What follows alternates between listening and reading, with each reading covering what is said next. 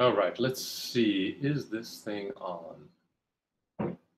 Can you guys, do you guys see me on here? Are we ready? All right, let's see. Is this thing on? Guys. All right, are we working? Can't tell. I can't tell. This is the first one we're doing.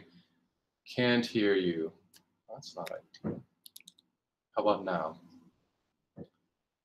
Yes, do we have audio? I hear. Super professional, all of this. Let me know if you guys can hear me. Oh, okay, there we go. Cool. So welcome to the first ever live thingy, whatever we're doing here. Cool. All right, good. If the video is slow, let me know. The internet here is a little bit questionable sometimes, and I'm nervous. Never done. Okay, let's see. You're saying it's quiet, so I can turn it up a little bit. How about now? Better?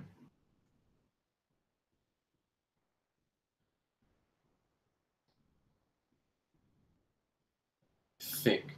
All right, so let's just let's see how we're doing. Let's just try to start. And so I'm currently in Bangkok. I just arrived here from Hong Kong, where the internet was better, but timing is what it is. Cool. Good. So I started out with myopia well over a decade ago. Let's see. Trying to figure out how I'm doing the video bits here. And back in the day, there was no, you couldn't just go on the internet.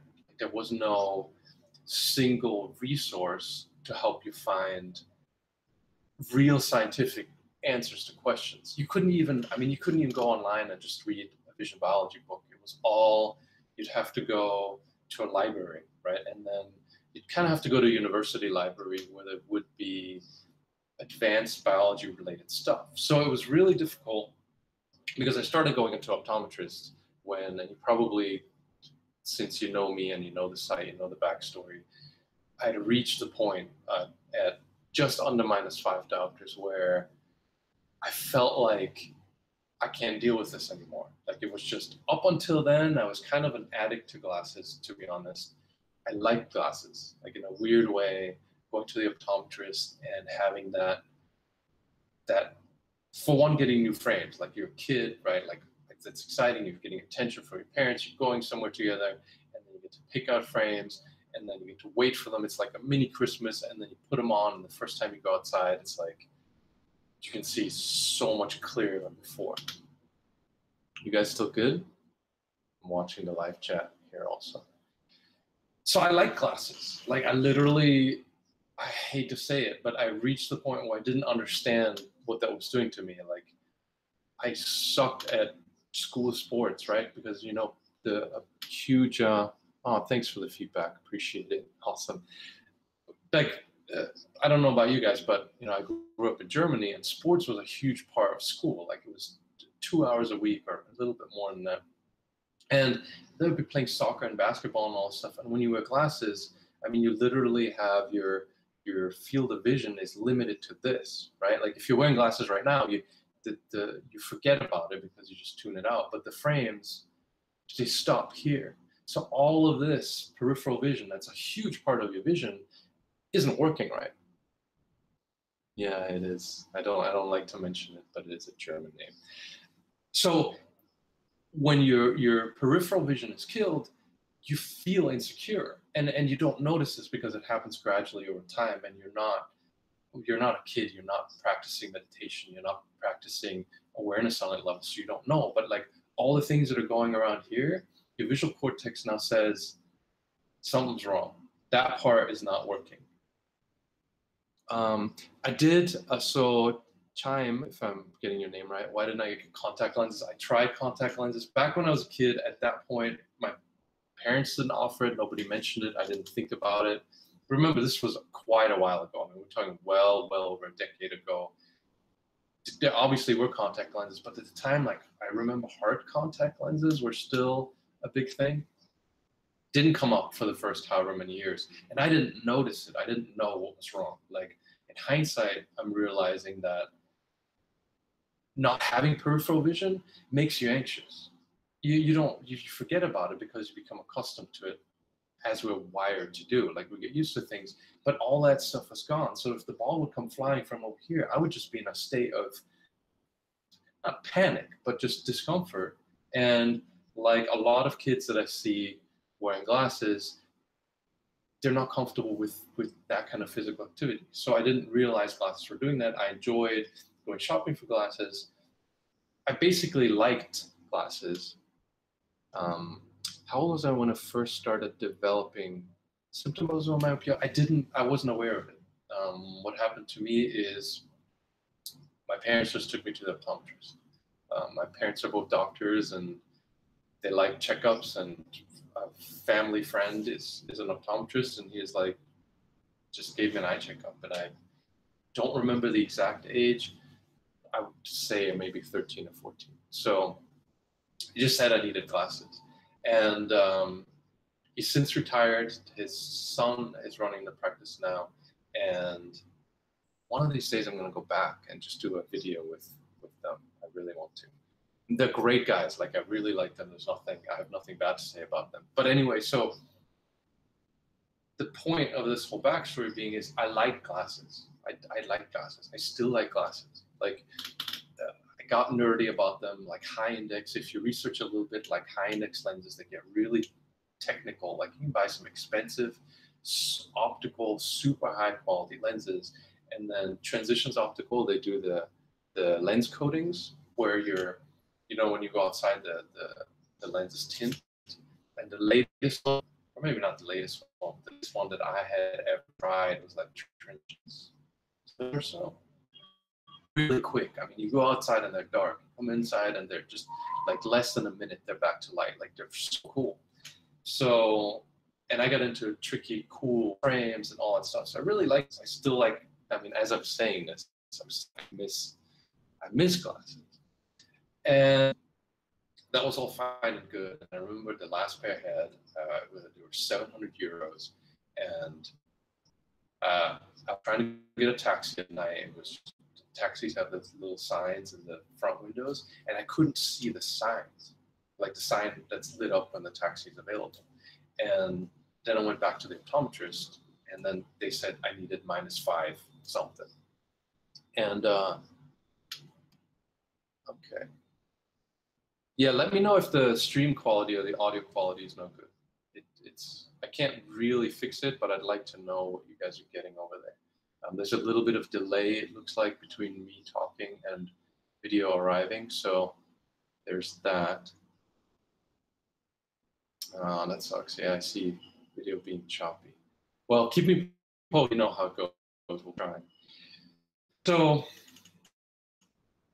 and I want to connect with you guys and not just do this. It feels weird just doing plain YouTube videos, so this is kind of cool.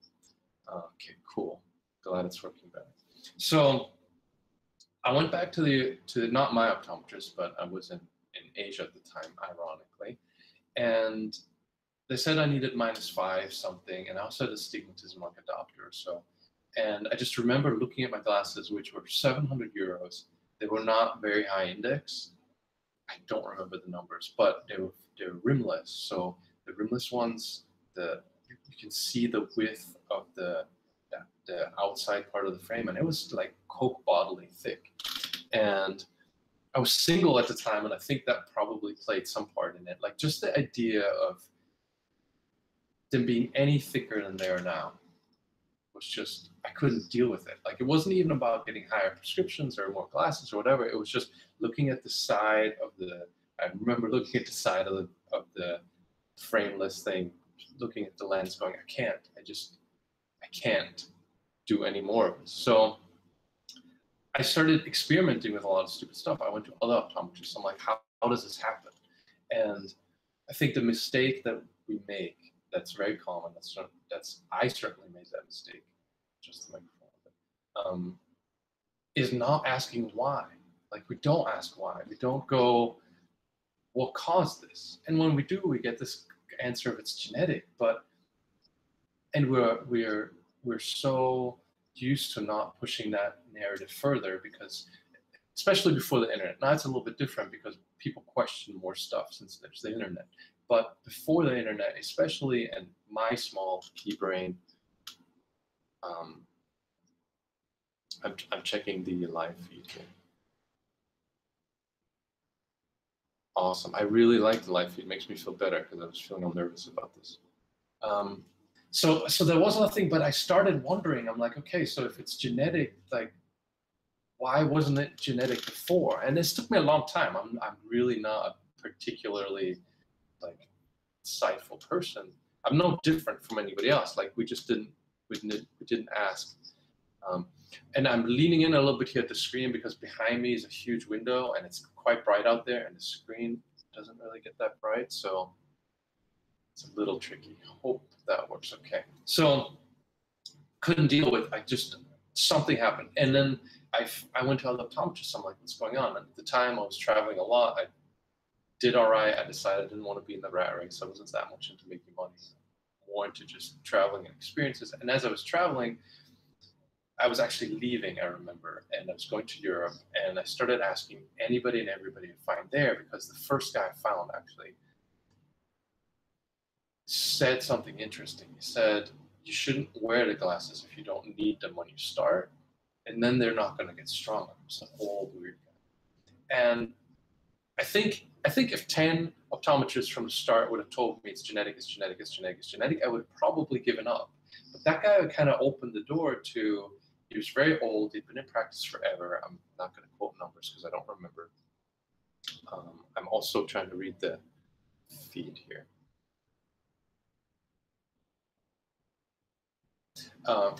Yeah, man, when you can't see your kids. I mean, with the -5, I mean, it was literally like, or 4 point something that I was wearing at the time. I mean, like going to the pool required all this planning, right? Because, when I was a teenager, I used to swim competitively. Made it all the way to nationals, used to play water polo, all that stuff.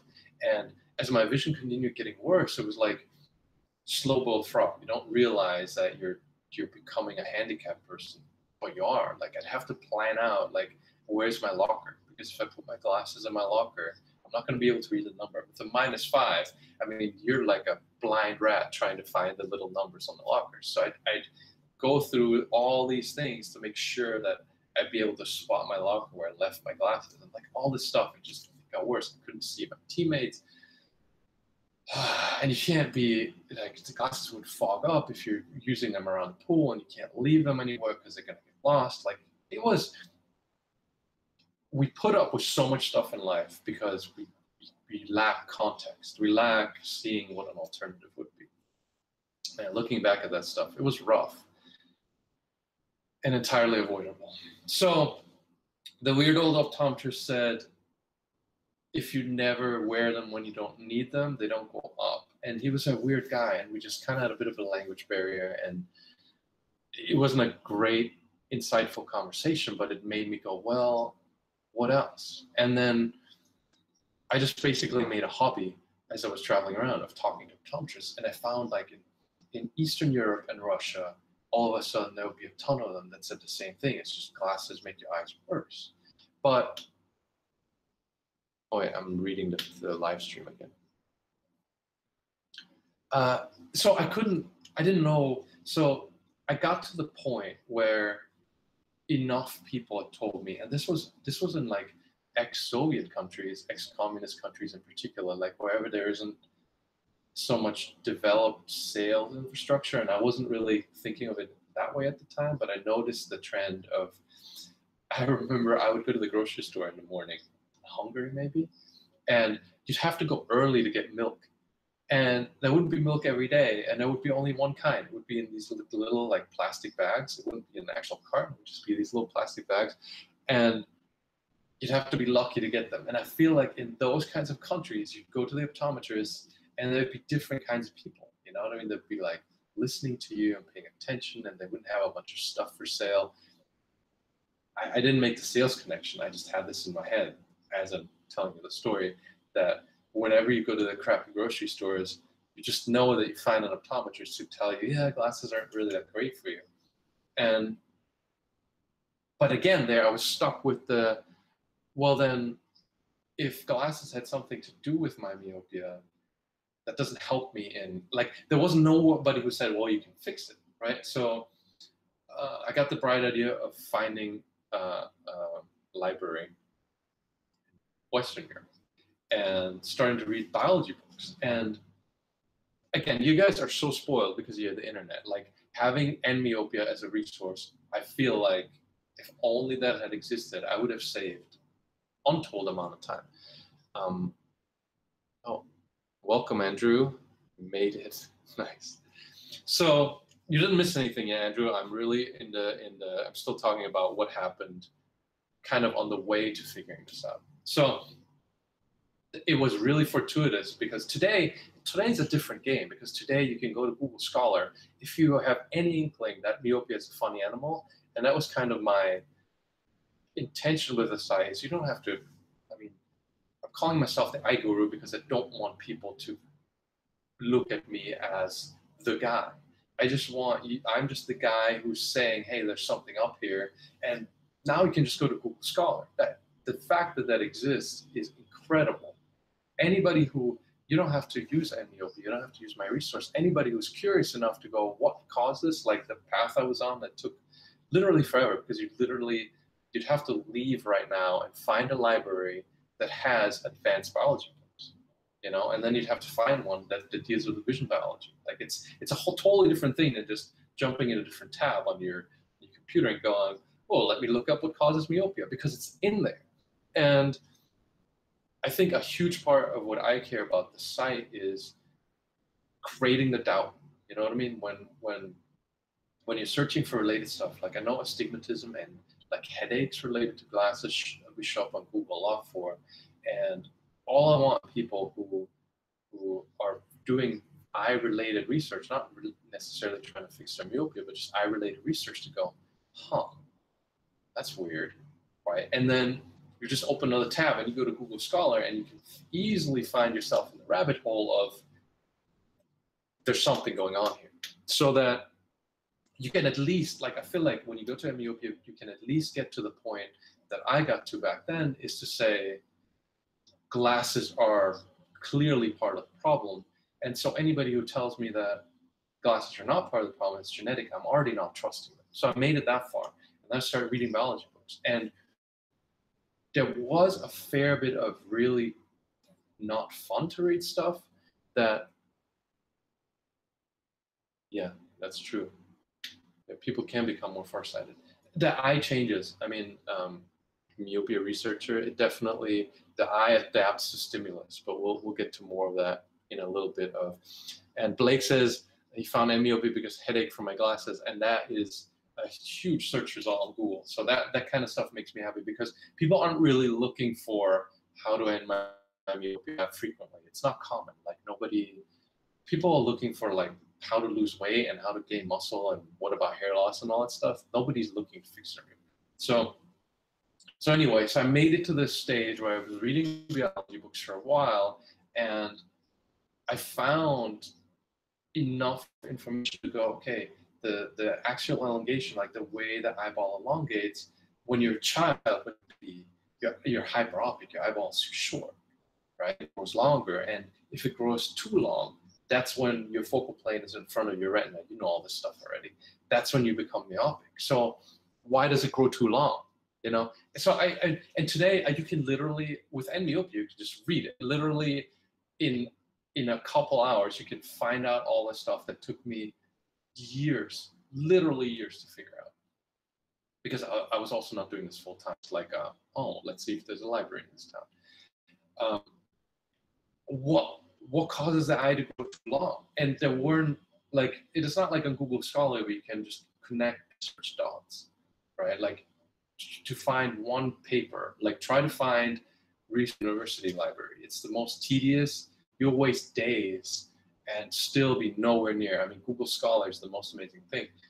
Trying to find research papers that go, okay, so what caused the elongation? Today, you go on Google Scholar and there's so many resources that go, oh, it's lens-induced. Like it's literally a term, lens-induced myopia. Can't find that in the library, not very easily. So it took me, gathering the information took me an incredibly long amount of time. And as with a lot of stuff I do, and I think you find this with the way, if you know me for a while, you find the way the site works, the way I work is when I start something, I don't pursue it like, I just do bits of it, but I do little bits of it very consistently for a long period of time. So this was kind of an ongoing theme. I'm like, okay, so I'm still wearing glasses. I refuse to buy the stronger ones. I like those glasses a lot, actually, at the time that I was wearing them. And I was getting closer and closer to the point of what causes it, right? And when I finally kind of closed in on the stimulus response system, like that's a huge, huge, huge part of the eye that you can figure out very quickly today is your eye response to focal plane stimulus. When you're a baby and you're hyperopic and the hyperopic meaning farsighted, right? Like you couldn't see things up close.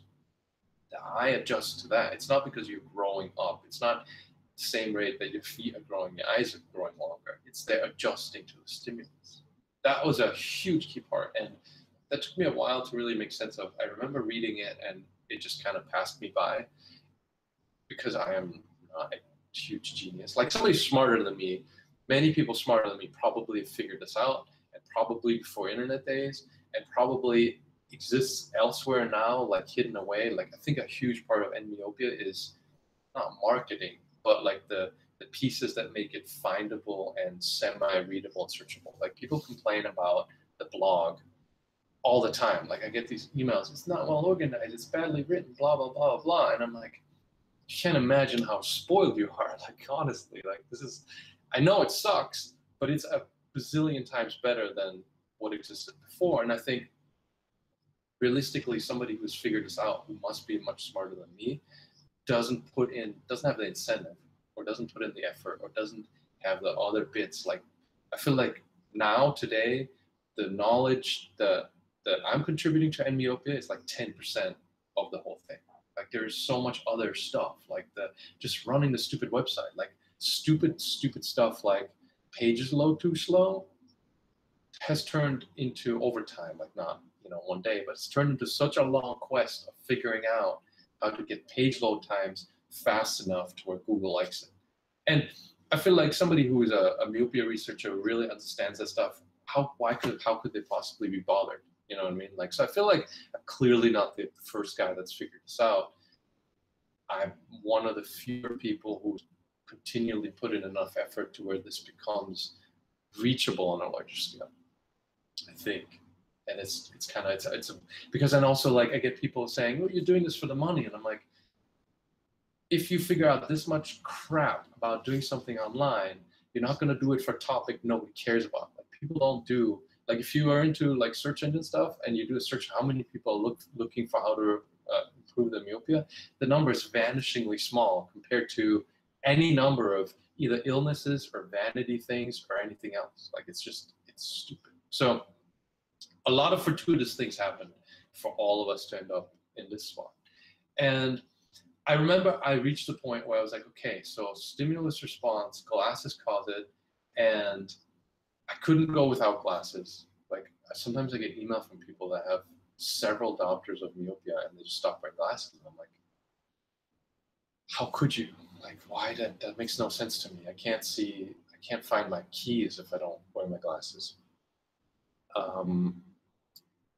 Okay, so broken links. I'm looking at the comments here. By the way, I appreciate your live feed. It makes me feel like I'm not just in the room by myself. I'm gonna fix some of the links. It's been on the list forever, and people complain. It's definitely on the list. At -4 point something I was wearing, I needed -5. I bought -3 diopter glasses. I took out the astigmatism. They're equalized. They're -3 on both sides, which was not what I needed. It was a terrible idea, but it's all I had to go on, right? And actually, I found some Bates books. And again, this was back in the day before Bates' method became this internet thing. So I actually read Bates' paper. right? And Bates was never into multi-diopter reversing. Bates was into myopia prevention, right? And it was in a time where medicine had no clue. The vision biology knowledge was incredibly limited. So the guy was operating on hunches, basically. You're good, Andrew. No worries. So when I read the Bates stuff, it wasn't from like, I feel like people that read Bates on the internet, they should start with Bates' actual paper and understand what it's about, not the weird like Bates teacher stuff, which is well-intentioned a lot of times. They're not, I don't think they're evil or anything, but they don't understand where that came from. So I read the Bates stuff, and that didn't help me because I read the paper and I'm like, well, this doesn't help me at -5 diopters. And there wasn't all this eye exercise stuff. So the good side about not having the internet is I didn't run down the rabbit hole of stupid eye exercises so much. Yeah, Bates method. I need to do more Bates method baiting for Google search results, clearly. So I started wearing -3, and this was, I still didn't know what I was doing. Like, I understood the basic premise of focal planes and that the eye should respond to stimulus. I couldn't find the studies that are on this site posted now. Like, there's a fantastic, if you guys haven't seen it, it's from the Start Here page. If you scroll down, there's studies. There's one that I posted on human eye axial change, like the eyeball shortens and elongates so quickly based on stimulus, based on responding to lenses. Rachel asked if we can watch the live stream after it ends. My intention was not to, because I was doing this one as kind of a test case, and so I don't know. I mean, I'm thinking maybe we'll do another one in the future. I'm not really sure yet. A good question, Rachel. We'll see. So the stimulus response, I believed that it was there, but it's not like today. I mean, you go on Myopia, read study that says, like, you put minus lens in front of somebody and you can measure the axial change in a matter of days. Like, the fact that you have access to this information, to me, is just like, because you didn't have to, walk to school in the snow 10 miles uphill every way. The old people joke. You don't realize how easy you have it now. Like, there's literally studies that saying, okay, not only is it caused by, is myopia caused by lens use, not only does the eye respond to stimulus, but it also responds to changes in the lenses you wear. You know what I mean? Like, it's like, you can, if you're lucky enough to click on the Start Now page, you find myopia, you can figure stuff out in 10 minutes that I spent years on and was murky on for years. How long will it last? I don't know. We totally, when I set up the live stream thing, I just said, let's try a live stream, because people asked me for so long. So I don't know how long it's going to go on. Probably not super long. So I started wearing these -3 glasses, and if you've tried this, if you've been doing this for a while, if you understand focal planes already, if not, we'll cover all that too here. So I'll try to get to some more of the questions here in the live chat too. So the -3 was not enough, right? If you understand focal planes, you need a -5. -3 shrinks the diopter bubble. Like, if you're newer here, I apologize. I'm going to try to cover some of that stuff too. Is you can still see clearly, but the distance to which you can see clearly is significantly reduced. So when I went from a -5 to -3, I couldn't see well at all. I mean, it was like, I put those glasses on, and the other thing is, like, I didn't know about stuff like zero diopter reset that we're now doing. All these things are learned the hard way, and not just from me, but from many, many other participants over the years, is you should not wear glasses before you start wearing lower diopter glasses, right? Like, will this be an actual video? Yeah, probably not. I don't feel that confident about a first round, but keep it coming. I like the live stream. It makes me feel better. I'm kind of an introvert. I get anxious about social things. I feel weird looking at the camera and not knowing who's there. So that's cool. I like the live chat a lot. So didn't know what I was doing. Put on the -3. If you've ever tried to put on 2 diopters less than you need, you know how that goes. And what I did, I was a complete idiot. I literally threw away my 700 € loved them glasses. Like I was so determined. It was a dumb move because I was traveling at the time. I mean, like hardcore, like going to the train station.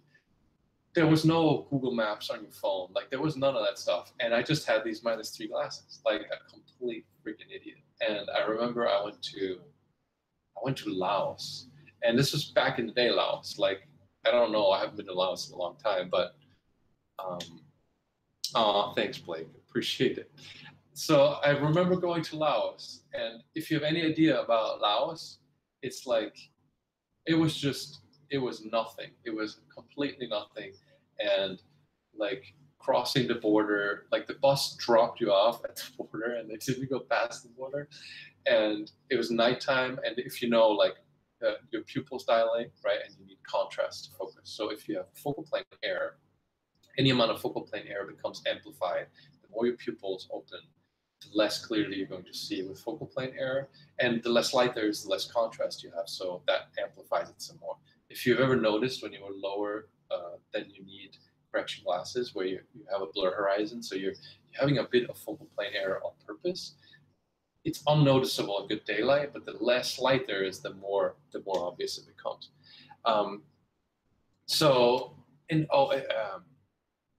Asai, I'm probably mispronouncing your name. I kind of covered that a little bit further back. I think you can rewind the live stream. I'm not really sure, but I feel like I saw YouTube saying you could rewind. So where was I? Okay, so so when the less light you have, the more your pupils dilate, the more pronounced the focal plane error is. And that's perfectly fine. That's how it should be. There's a lot of tricks I mentioned on the blog that you can use with this. But for a guy who didn't know what he was doing, never been to Laos, the bus drops me off, and it's just literally a dusty road at the border. And I can't see shit.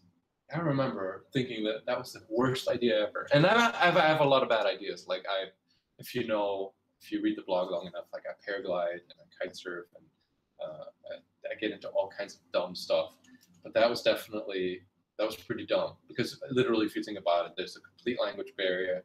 I've never been there. It was a tiny little border town, right? Like people don't understand what I'm saying. Like they don't speak any English. I don't speak any Lao. So for me to and I didn't have a plan. Like there wasn't like booking.com or any of that stuff. Like I literally winged it. I'm just like, I'm going to go into this town. I'm going to find a hotel to sleep in. And the literal problem was that I just couldn't see enough to be even able to tell if something's a hotel. And I could talk to people. Like I remember this because it was the first real part of my journey of improving my eyesight, where I felt like I was in over my head. Like I'm in this town, like I've been on a bus for I don't know how many hours, like a whole entire day, and I literally can't find a hotel because I can't see the signs. I can't read the signs. Yeah, Gil. It was a brave. It was stupid. It was really dumb. And luckily I found a guy with really tiny bit of broken English, had this little motorbike repair shop, and he took me to a hostel, had these like light switches that you feel like you're going to get electrocuted, like the same ones you'd find in Russia from the 50s. So that was the beginning. And then whenever I see people saying, okay, I'm just going to reduce my diopters by half, or I'm going to go to a -3 from a -5, I have flashbacks to this, because it's like, oh God, don't. Why would you do that to yourself? But people don't know. And I feel like I try to put all these resources into myopia so you can understand why do you want to reduce, right? And how much you want to reduce and all this stuff.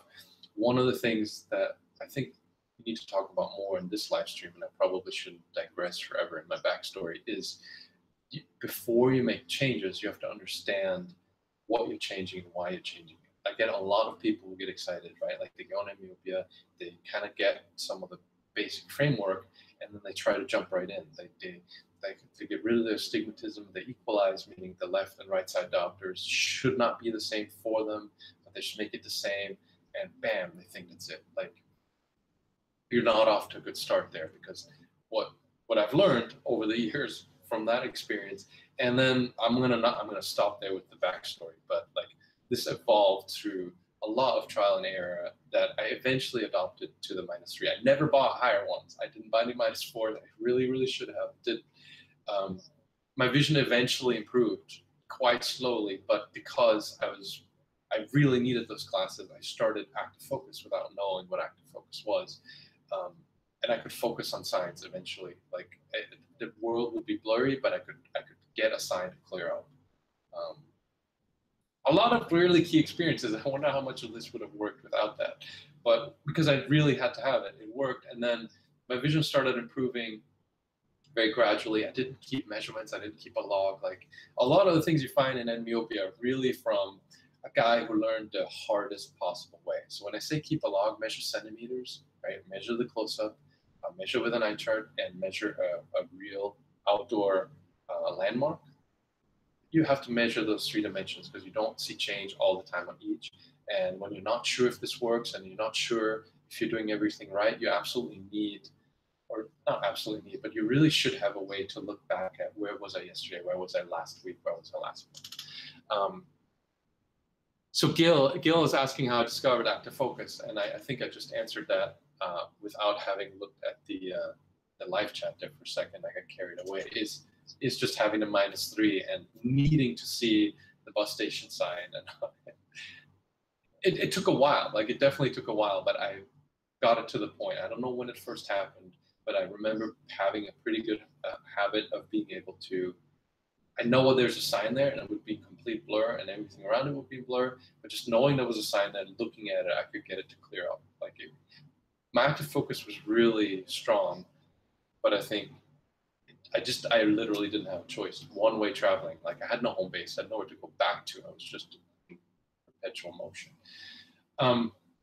So we started doing this over time. When my eyesight started improving, we started doing this with friends because I was curious, like what was going on. And the refinement of the approach to where it is today was incredibly slow. Like there was no frame of reference, right? Like now there's these copycat sites. Myopia researcher asked if I got to perfect 20/20. I don't think so, but I didn't keep an eye chart. I mean, I didn't want to go back to any optometrists at that point. Like I hated the condescension so much, and I hated them saying that what I was doing was impossible, that I just didn't go, right? Like all the things that I did in the beginning are the wrong things to do, like it very clearly. But slowly over time, we improved the process, and it was a very slow curve. And I feel like I'm super proud of what myopia is today, and people copy this shit now. Like there's a couple German sites that are literally just copies, and there's a guy from Singapore that used our method, and now he doesn't pretend it's his own idea, but like considering how much it took to get here, sometimes I get a little bit upset when people go, well, this is how it works. And I know they didn't just figure this out. Sometimes I get a little anxious about that because there's a really, if you don't know, right? Like if you read myopia, it makes sense. Like it's all logical. But if you don't know any of this stuff, it can take a long time to get to this point. So eventually we figured out smaller reductions are better because people smarter than me, to be perfectly honest. It's not like I figured this stuff out. Like I started working with other people, with friends, like they know my vision improved. Friends I made on the road, interesting people that are curious. And there are people much smarter than me, right? Who'll be like, right, like if you reduce less, like if the focal plane is this much in front of your retina, why not just have it this much in front of your retina? If the stimulus happens, you don't need to the point where there's just blur everywhere. You just need a little bit of stimulus. I remember the guy who came up with this brilliant traveling guy, physics dude, like very much smarter than I am. A lot of these things happen over the years and still continue today. Like if you're in the Facebook group, there's a lot of discussion in the Facebook group. There are a lot of people that are smarter than I am, right? Lots of them. And I think that's what continued to have this resource grow before the internet, and especially now, because people have different perspectives. Like the astigmatism measurements on the website, that wasn't my idea. Like a lot of stuff isn't my idea. I feel like I started off somewhere, and then along the way, I collected smart ideas and kind of, I just continued being the librarian of what myopia is today.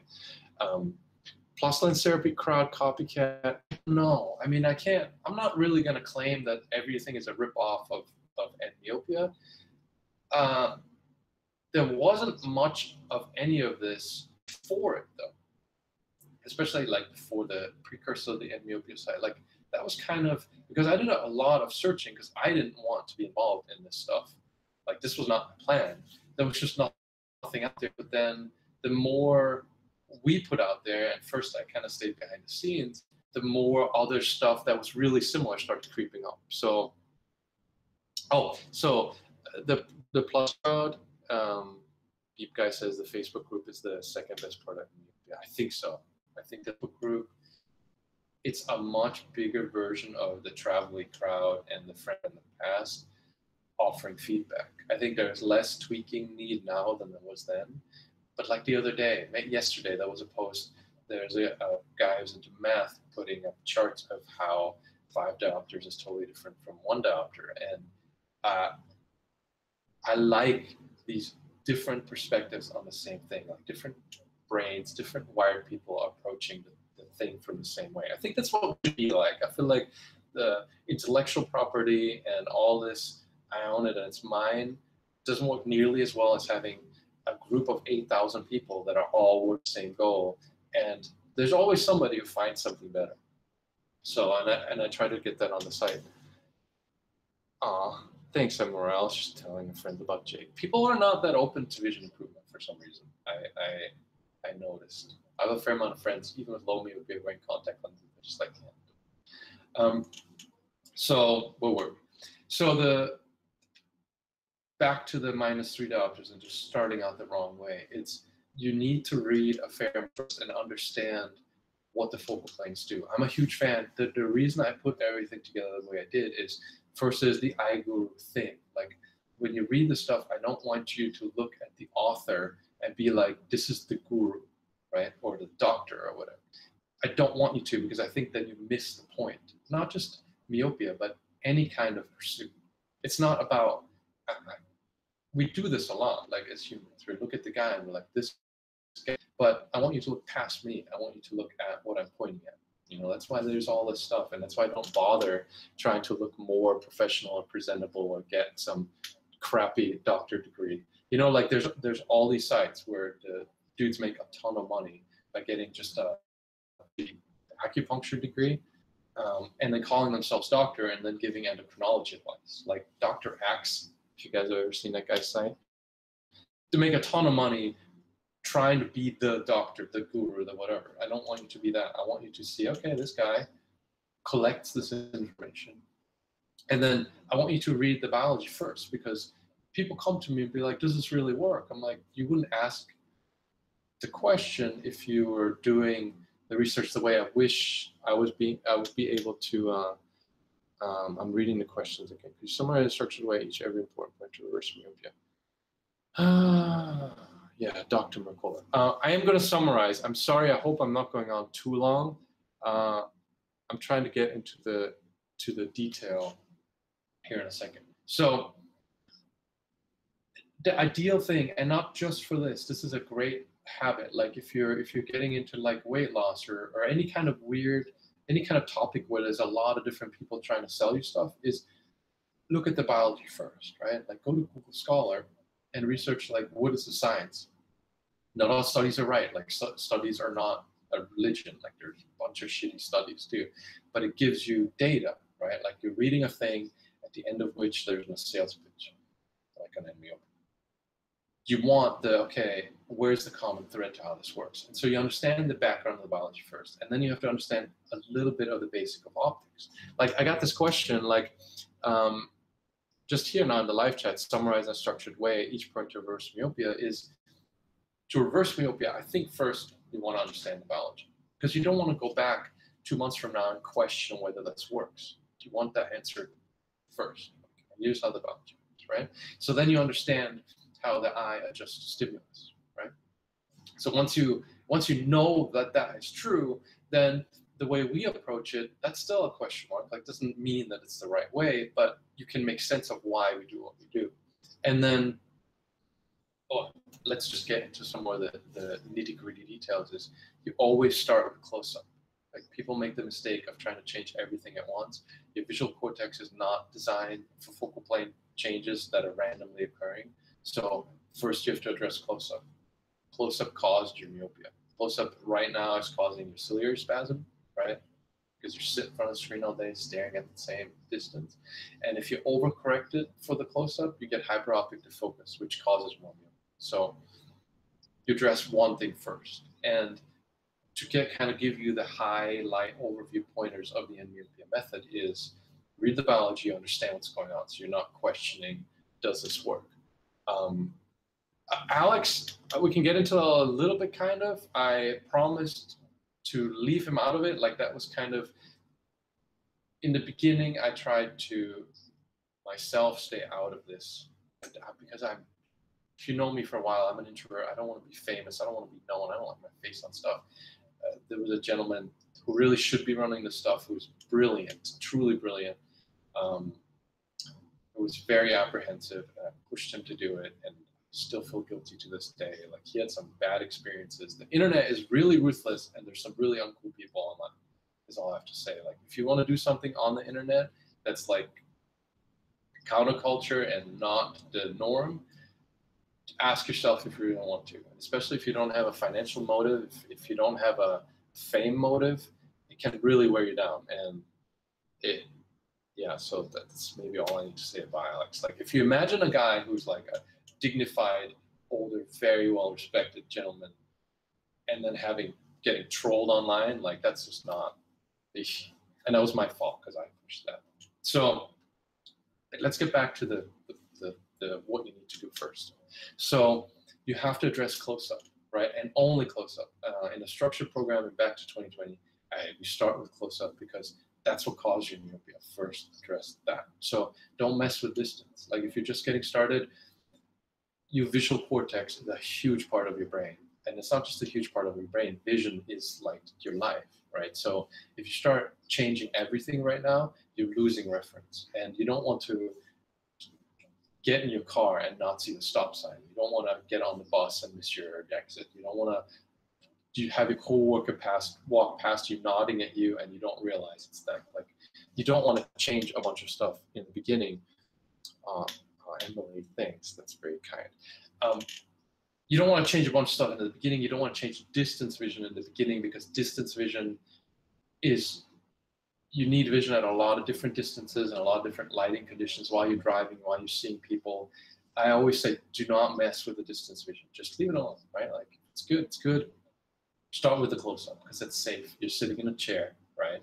It's static. You're looking at a static distance. The lighting is the same. It's an ideal laboratory condition for you to have your first experience with focal points, right? Always with close-up. And of course, because that's what's causing your myopia. Like you cannot reverse your myopia as long as you have ciliary spasm. And if you've been reading enough and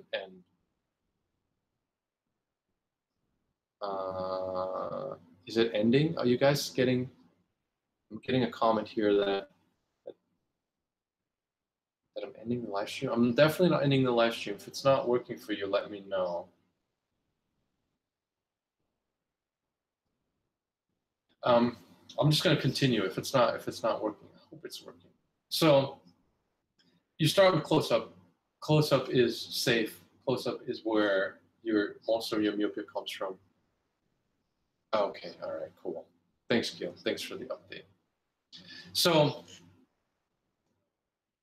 if you have ciliary spasm, you can't improve your eyesight because the focusing muscle is locked. It's not giving you the right changes in focal point.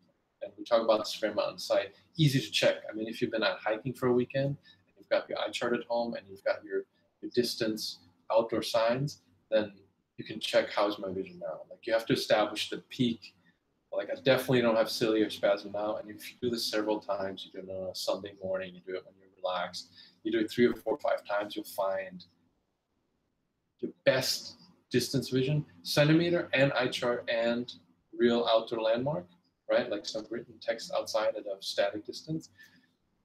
You can determine, okay, now most likely I don't have any ciliary spasm that happened today. That's your reference point. So then when you do work and you work for 8 hours, and you go back to your centimeter, to your eye chart, to the distance active focus point that you have, if you can't see the same things that you could see before, there's ciliary spasm. If you don't resolve that ciliary spasm, which you do by an outside walk, walking long enough, it's usually like 45 minutes, half hour to an hour for most people to resolve that. Walk outside, you use active focus. If you don't do that, you go to bed with a ciliary spasm. By the time you wake up, it'll be gone. By the end of the day, it'll be back. The fact that it exists every day, locking in your focal plane, means you can't really use much stimulus to change the actual length of the eyeball. So you need, the first step really is like, you can't be just having an all day, all the time ciliary spasm. For everyone says it's almost midnight there, I'm sleepy. I'm gonna keep it short, I promise. I'm just gonna go through this, the basic steps that you really need. I'm sorry, the timing of this, a little bit tricky. So you start with close-up, you make sure that you don't have ciliary spasm. You get into habit. Like once you quantify it, right? Like once you see how much your centimeter dropped, once you see how much your eye chart results have changed after 8 hours of playing video games, then you have a tangible, it's not just this intangible idea that the stuff's bad for your eyes, you have a number, right? Like before it was 40 centimeters, now it's 32. Now it's, so you can quantify that what you did made it worse. Oh yeah, I really promise I'm going to try to keep it short. I got in a little bit of a ramble of the backstory before. I apologize. So where were we? No ciliary spasm, right? And if you can quantify it, if you can measure it, if you can go, okay, this video gaming session cost me 8 centimeters. You know you have 8 centimeters worth of ciliary spasm. Not only now do you have a motivation to do something about it, like I wear this Fitbit thing that motivates me to exercise because it's a tangible. Now I know exactly how much time has passed and how much time is spent in the right heart rate. So once you have a number, right? Like I have 8 centimeters of ciliary spasm. Don't just let it go on, right? So you deal with the ciliary spasm, and you get yourself a pair of glasses that corrects you just to the screen distance. Like that's your first step. That's everybody's first step. That's the right way to do it. You don't mess with distance glasses. You can still see your coworkers. You can still read street signs, driving your car around. You just buy yourself a pair of close-up glasses, which requires a little bit of work, right? Like you take your distance glasses, you don't change the astigmatism, you don't change the diopter ratio, you don't mess with all the complexity of the focal plane, right? Like if because your diopter bubble might not be like round like this, it might be like, you know, you've got some astigmatism here, you've got some, so you want the shape of the bubble to be the same, you just want to make it smaller to where you can see the screen clear. And this is not necessarily the 100% tweaked corrective approach, because you probably need less astigmatism correction for close-up. The diopter ratio is probably wrong, but it makes it much easier for your brain. Measuring the distance. I'll try to get back to that, Chime. Emily, thanks for the feedback. And I'm sorry, I'm leaning in a little bit, not because I'm blind, but because the big window behind me is much brighter than the screen, so I can't really see where. So you reduce it, right? And you reduce it the same way as your distance glasses. You keep the same relative focal plane because you're not confusing your visual cortex, right? If you change the astigmatism correction without a test lens kit, if you change the diopter ratio, now when you put these on, they will seem not right? Because the focal plane, the structure has changed. Like it's not, like I said, it's not a round ball. Imagine not a round ball with astigmatism, and it's a twisted ball. And you want the twisted ball to be smaller for close-up. You don't want to change the twist because now your brain goes, oh, there's something wrong with this. And then you're messing up the starting point, right? Like the easiest thing is like, and in the email series, I say reduce by 1.5 diopters, which is an incredibly rough, like that's not the correct thing, but you're probably not going to be too far off if you start by 1.5 diopters, and you're probably going to learn enough from that experience. If you take your current correction, take everything as it is, and you just reduce it by 1.5 diopters spherical, it'll be close enough to where you're probably not messing anything up, and it'll give you a ton of experience because now you can firsthand go, oh, how far can I see clearly with this? You can measure your centimeter with this reduced 1.5 correction. You can now tangibly, right? You go, oh, I can only see 58 centimeters with this. The things start clicking in your brain because now you're not just reading stuff on a screen. Now you have the lens in front of you. You have the doctors to look at. Now you're involved, right? And now you're involved correctly because now you're going to get less ciliary spasm from the close-up. You're going to not get hyperopic to focus from being overcorrected from close-up. You have opportunity for active focus, right? And if you practice active focus outside, as a start, it's hard because you're walking around, distances change, lighting changes. So reproducing, first time you find active focus, you're lucky to begin with. It's much harder to reproduce it in an environment where a lot of the pieces are changing. Static environment, sitting in front of your screen, you discover active focus. You reproduce that discovery much easier. So for those who asked, like, what are the step-by-steps? That's where you start, right? Like basically you're reading the biology, you're keeping a log, and you're reducing your glasses by 1.5 times. It's not really doing things huge justice, but that's an easy way to start. You're not going to go too far wrong. And then measure, right? Like then learn active focus and then keep measurements because the tangible data is what helps. And we're definitely getting close here. I'm not going to get that much further into stuff. I don't even know what time it is. Let's see. It's okay. We've been almost 1 hour. So we're going to go maybe another, let's say 20 minutes or so, give or take 20 minutes. Should be able to cover it. You discover active focus and you measure, because measuring does a lot of really important things. Like it gives you can look back at it and be like, oh, I did improve. You don't want to subjectively imagine stuff. And it gives you the motivation because you're like, okay, so now you're wearing this 1.5 reduced lens. You can see the 58 centimeters and you change the lighting, right? Like you get natural light. Now you can see the 62 and you're like, huh, lighting matters. And then, so now you're already having better habits because you're using natural light. And then practice active focus, you take breaks. And then next week you're at 63 centimeters. And you're like, oh, that all makes a difference because you're taking the numbers and you're measuring, right? And then you practice more active focus. Another week goes by and you're at 64 centimeters, right? Like, yeah, astigmatism makes it hard to measure the edge of blur. But these are, remember, these are all detail issues. Like you're at guru level having that issue. Like those are good problems to have when you're trying to figure out astigmatic blur versus directional. Directional blur versus spherical. All right, I'm having a hard time keeping track of the chat at the same time. So, all right, so now you're measuring and now you're at 64 centimeters. And as you continue the practice, now you're like, wow, I'm too far. Like my arms don't reach the keyboard while I look at the screen. Now you reduce the differential, right? The close-up glasses. And that's when now you're in it, right? Like when you make that first reduction, now you're in it because you've come, if you follow these steps to this point, right? Like you did everything I said so far, and now you're to the point where, wow, the screen's too far, you reduce it by 0.25 diopters, right? And now you're in the game because now you've tangibly improved your eyesight. You've done all the right things. You've built a habit. You understand active focus. You've bought the right glasses. Now you can change your distance glasses. Not before now. And I'm hoping as I'm explaining this, that makes sense. Like these are the steps you need to get the right way, because now you can look at your distance glasses and go, you know, I'm at, for example, minus 5.5 and my close-up glasses are X. And now I can go, okay, I can reduce these, for example, because the distance glasses now you should be able to reduce based on what you understand about close-up experience. Maybe it's a half diopter, right? Now you shrink your diopter bubble a little bit, right? Like instead of seeing clearly to infinity, maybe now you only have 30 vision, depending on daylight, of course. For example, I mean, these are just examples, but now this is a controlled experience. You're not just introducing a much blur to your whole entire world. You're just going, okay, a little bit of blur. I already know how to use active focus. I can clear up, I can still make out my coworkers. I still am able to live my life. The only thing I've changed is I've introduced active focus opportunity to my distance.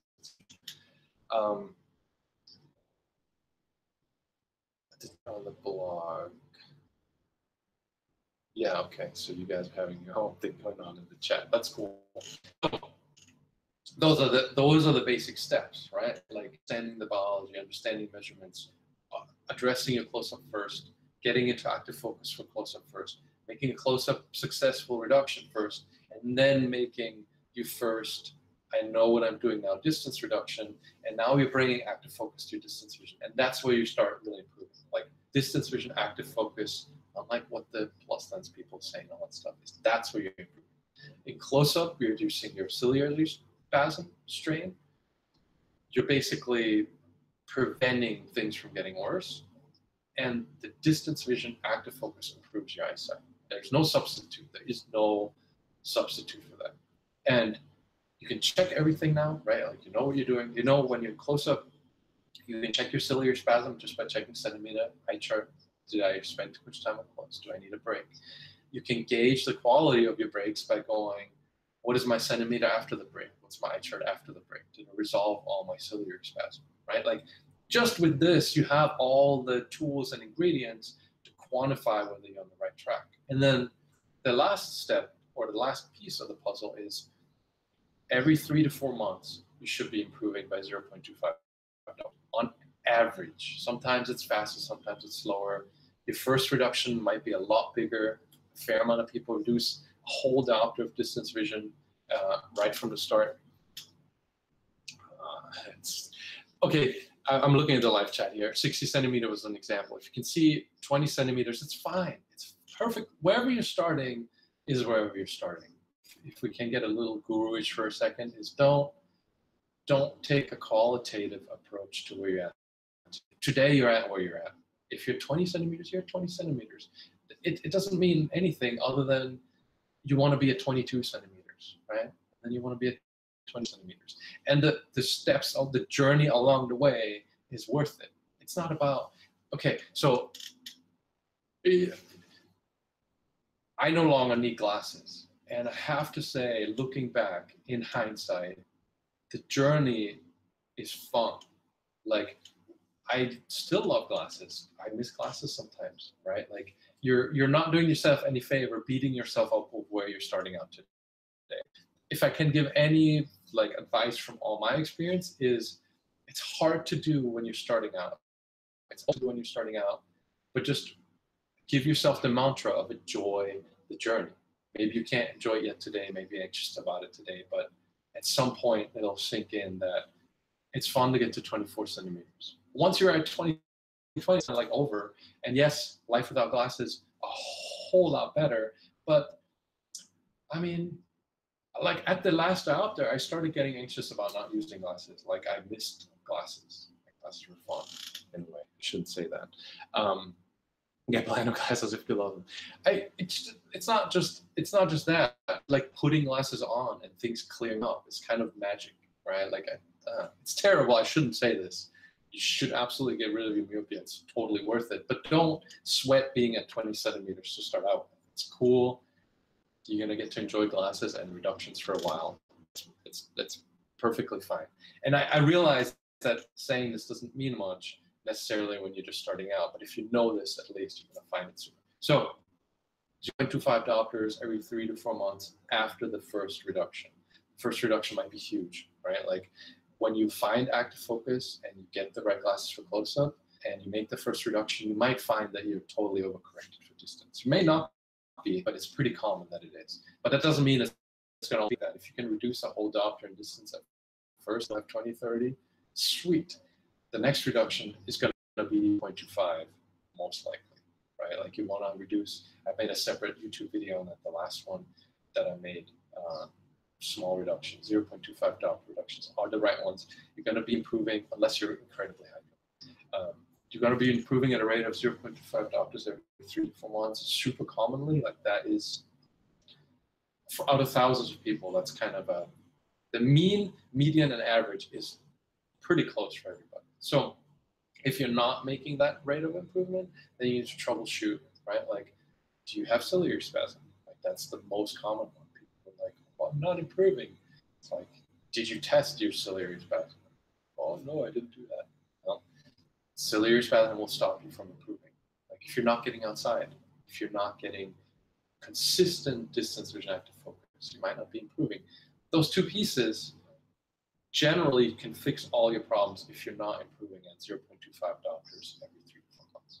Super simple, right?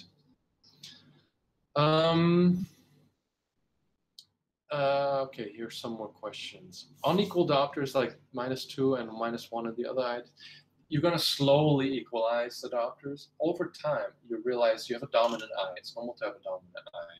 And optometrists don't understand this. So they, instead of giving you equal diopters, they're compensating for the so-called weaker eye, which is always, natural eyes are like that. Everybody has a dominant eye. So one eye seems weaker and people overcorrect for the weaker eye, which over time makes that overcorrection bigger. So that's why you have this big diopter ratio. You reduce it slowly over time. I mean, for every 2, 3, 4 spherical reductions, you can make one 0.25 diopter reduction, usually in the diopter ratio. It depends. I mean, that becomes a thing where you can't just say general numbers, but kind of on average. Gil, the ciliary spasm I explained just a little bit ago, you'll be able to rewind. I should say this thing, shouldn't I? Kind of broad strokes. I think it's impossible to cover absolutely everything in this. Maybe I made a mistake of getting too much into the backstory first, but this should give you enough pointers to kind of get started and realizing that you have all the tools. Like, while myopia is kind of big and spread out and there's a lot of content, if you, from the drop down, you can pick the diopter specific focal plane topics only. You can pick the how-to guides only, so you don't have to read through that whole entire blog. It still takes some time to put the pieces together, but I want it to take some time, right? Because you can't rush this. I want you to learn things along the way. I want you to sleep over it. I want you to discover stuff. It works better than just going like, what we did in this here gives you all the steps, but there's a million little details that you learn along the way. Yeah, minus 3.5 in both eyes is a nice starting point. Like, once you hit -2, you really are in a position where you almost don't need glasses for close-up anymore. Every diopter reduction has its unique benefits. It really does. So take your time with this. We might be able to do another one of these at some point. I'm not completely promising. Maybe one that's going to be more focused on questions and answers, so this one doesn't get too long. The structured approach, back to 2020, that people often ask about, I only put in the email series. There's no sign up on the website because, as you're seeing, like, I'm literally in a hotel room now, and as soon as this is done, I have a million non-myopia things to do. So since this is not my job money-making thing, I don't dedicate a whole lot of resources to the structured approach because I have to support it. Like, that becomes, for everyone I add to it, like, more minutes of the day get sucked up. So I don't do a lot of the structured approach. Most of it is just doing, I like the live chat. I could just watch the live chat, honestly. Most of what I'm doing is add to the blog. So no matter where you are, what you're doing, you can work on your eyesight just with the blog. If you want the structured approach, I'm sometimes doing invites in Facebook now, on the Facebook group, because I know people and I like to give them up first. If you want an invite to the structured approach, which is the same as a blog, you don't need to spend money. There's no need to buy stuff from me. The only difference is if you don't want to figure it out yourself, if you want 20-minute sessions whenever you need them that just go from A to Z, start to finish, and you want me in the form, I check the form every day too. So if you have specific questions there, it's nice. It's nice if you don't want to dig through the blog, and it's nice if you want support and you don't need it. Sometimes people give me a hard time that the email series has a sales pitch in it. But it's really just me saying, hey, here's an invite. If you want one, I don't have any immediately. You can send me an email. You can send me an email, especially if you were in this live stream experiment. If you put up with face, you can send me an email and say, hey, just give me what your username was in the live stream, live chat. I'll send you an invite. I like the structured approach, but again, like, it's not if money's tight. Like, if it's a budget question, blog is fine. I put everything in the blog. It's the only difference is structure, right? Like, if you just want only what do I need to do today, structured approach is good. I like providing support. I always check there. I don't really check email because I get thousands of emails. I do check. I can't answer case-specific questions, so I like it for that. I enjoy it on a small scale. I wouldn't like doing it if there were 100 people in it. at any given month. Like I add 10 people a month. It's kind of nice. I like doing it. It's part of my procrastination. So if you want that, send me an email. Otherwise, maybe we'll do another one of these. I feel like I'd like to focus more on the live chat and get more into questions and answers and maybe less the backstory. But I hope this was helpful. I really do. I really hope that you guys enjoyed it. Anything else? I'm gonna see if I can save this for you guys. And then if you're not in the Facebook group, join the Facebook group. I always check in on the Facebook group. Currently we've got 3 other moderators, so I'm not always in it because I do get busy. This is not really my career job. But I like to stop by and see progress reports, see how you guys are doing. And I try to do YouTube videos once in a while. I really am fond of this whole live stream thing now. So keep it posted. Let's make a little thread maybe in the Facebook group about this and see what you thought about it. I'd love to get more of your feedback. Oh, and Blake, last question. We'll do this real quick. Improvement with diet. Say no. And I would say I haven't really done enough structured research on this to definitively say, but I would say that diet has slowed people down. I wouldn't necessarily put it in the other direction of eating too much sugar, having insulin spikes, not getting enough sleep, being stressed may slow you. I think if your diet is ideal, your improvement will be as good as it can be. I don't think diet's not going to. What improves your eyesight is your eyeball shortening, right? Like that is the only one thing. Understanding the biology is always important, so people don't say, let's sell your eye vitamin. Your eyeball is too long. The light focuses in front of your retina, right? So you want your eyeball to shorten. Eating some fruit, some magic food is not going to cause your eyeball to shorten. It's the active focus stimulus outdoors that shortens your eyeball to the right correct length. That's the only thing that does it, to answer this question. So can my eyesight improve faster with X is always answered by, does it affect the axial change of the eyeball? And that's the only thing. When people sell you eye vitamins to improve your eyesight, it's like, what improves your eyesight? Why is my eyesight bad? Is the eyeball too long? Will eating this vitamin shorten my eyeball? No, because the eyeball responds to focal plane stimulus. And the focal plane stimulus comes from me going outside and having a little bit of blur, clearing up the blur. So the best improvement you're going to get is lots of outdoor time, ideally no or very little ciliary spasm. And as far as diet's concerned, not putting yourself in a place where diet's going to negatively affect your eyesight. Because that it will. Like if you have massive insulin spikes, it's not good for your eyesight. Like diabetics have myopia problems more than people. So I love the questions. I'd like to do more of them. I really think that this has gone on pretty long. It's my limit. I feel like it's my limit of time talking. An hour seems to be like it. So ask questions in the Facebook group. Let's make a thread about this. Let me know what you thought about it. I'm going to see if I can save it maybe. And then maybe we'll try to do another one sometime. Thanks for joining. I really kind of enjoyed it actually. And see you in the Facebook group.